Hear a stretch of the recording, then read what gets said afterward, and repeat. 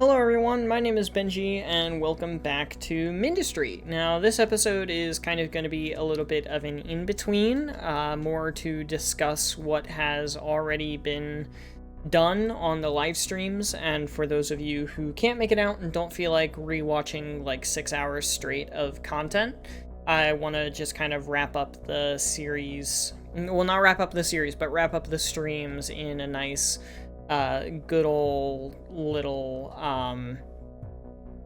kind of recap sort of style. So obviously over the course of the streams we have captured a couple of zones, many of which actually were not very helpful to us. Number one, we captured coastline and we made ourselves a wonderful Gamma Forge radiation sort of dealio here going on.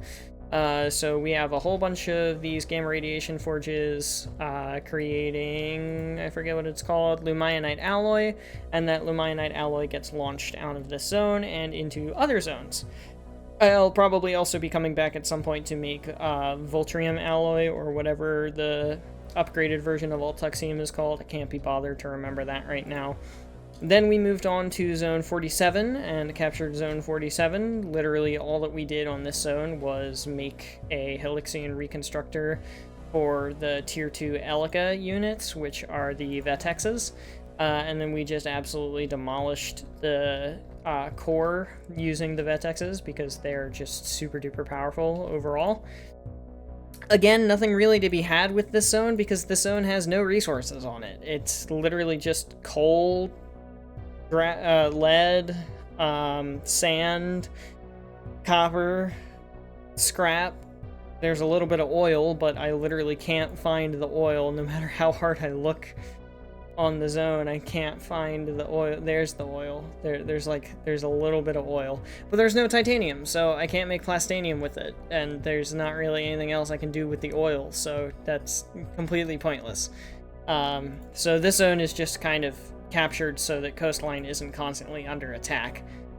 Then we grabbed Naval Fortress because I was like, I can make phase here. I can make phase at Naval Fortress because there's a ton of thorium here, and then there's a ton of sand here, and there's a ton of water here, so I'll be able to make some phase. And then I very quickly realized that I do not yet have the payload mass driver unlocked, and I would need to have payload mass drivers to be able to get it back to the core and to be able to do anything with it. I guess technically I could launch it from, its location here. That's an idea, and launch it somewhere else so that I can then use it for the unlocks, but what's the fun in that? I wanted to move on. I wanted to make progress. So then we decided to go to Terraformed, and boy oh boy, Terraformed was a whole trip. The first 2 attempts that I did not upgrade the core to a Genesux core, and let me tell you, that's a mistake. You need to update this core to a Genesux core, or your build speed is going to literally demolish you.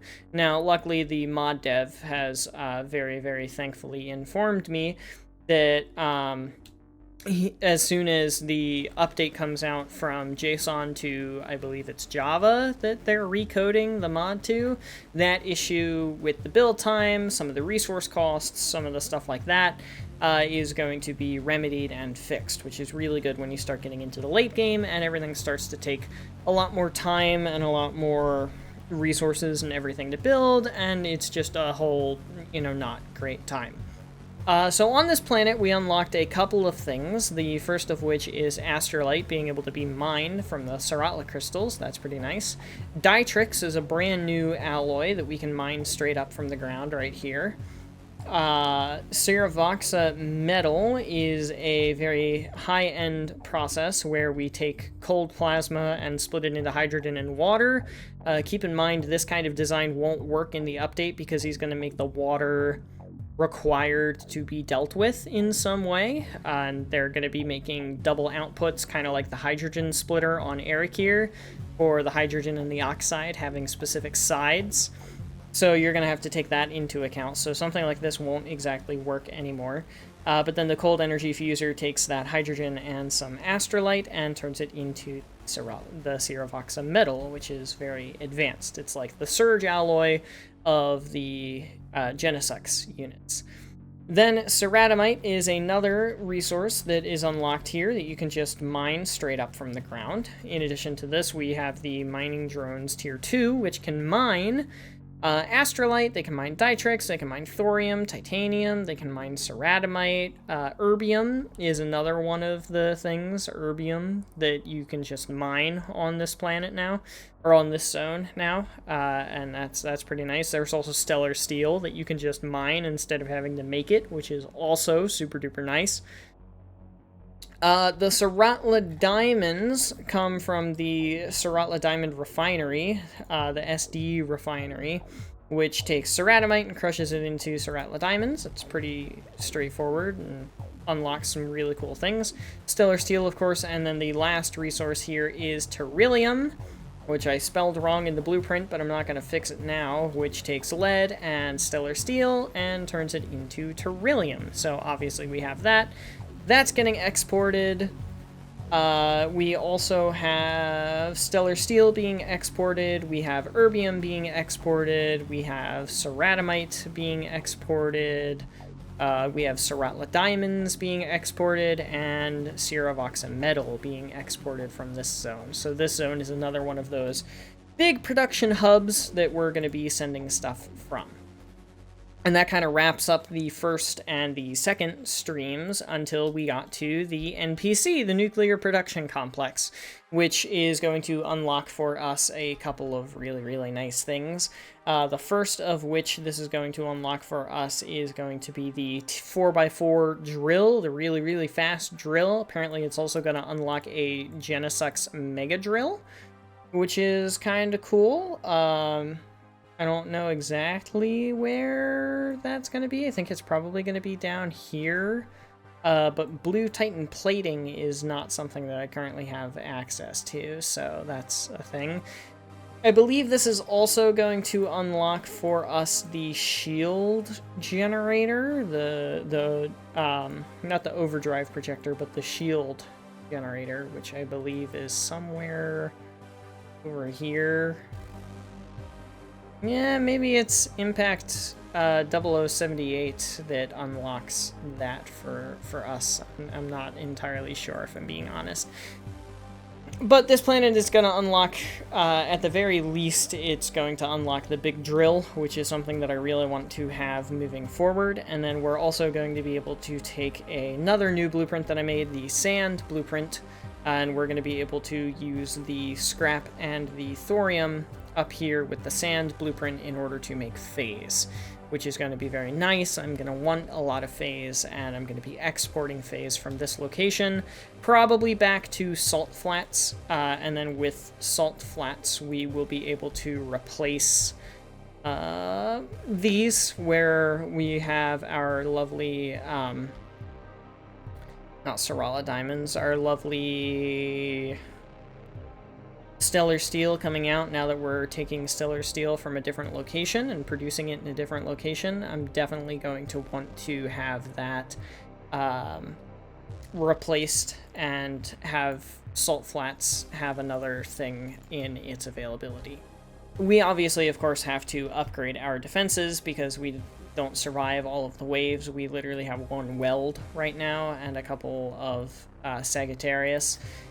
But kind of the next order of magnitude here that we're going to be doing on stream, which is going to be probably on Thursday, this coming Thursday at 7 p.m. is going to be Mindustry stream, I think.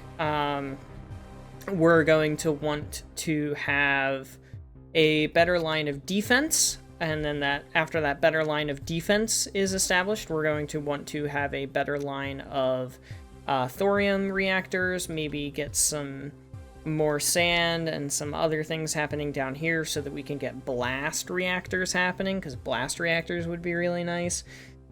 We don't have the hydrogen reactor in high availability to us, so I really think that the blast impact reactor is probably going to be one of our best bets here. In addition to just having the thermal generators and the thermal generators up here as well. Those are all going to be very, very nice for us.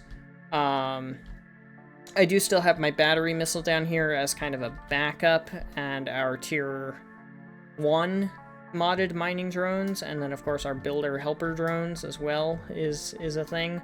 But we're definitely going to want to be making some upgrades. So first order of business is going to be getting a better defensive line kind of set up and ready to go here. Our next order of business is going to be some more power down here in the form of impact reactors, and obviously a defensive line for that as well. And then we're probably going to move into the production side of things on this planet and start getting some production online, focusing on the defensive and offensive capabilities first, and then focusing on the phase production and other things of the like afterwards. So yeah, that's pretty much it to recap all of the streams and all the stuff that's happened. If you ever do want to go and watch the streams in their entirety and see exactly what happened, start to finish, feel free to check it out on the channel. All of my live streams are archived, and they just kind of stick around. They're under the same, what's it called? The same folder is the only word that's coming to mind right now, but playlist. The same playlist as all of the other Mindustry videos for the updated Exogenesis, so feel free to check that out. But for now, that is going to be all. So thank you everybody so much for watching. I hope you have enjoyed. But without further ado, adios, sayonara, au revoir, hasta la vista, das vidania, wiedersehen, ciao, and goodbye. Please have yourselves a fantastic rest of your day. Get some sleep if you need to. Don't forget to stay hydrated. This video is in the bag, and I will see you guys in the next one. Later, y'all.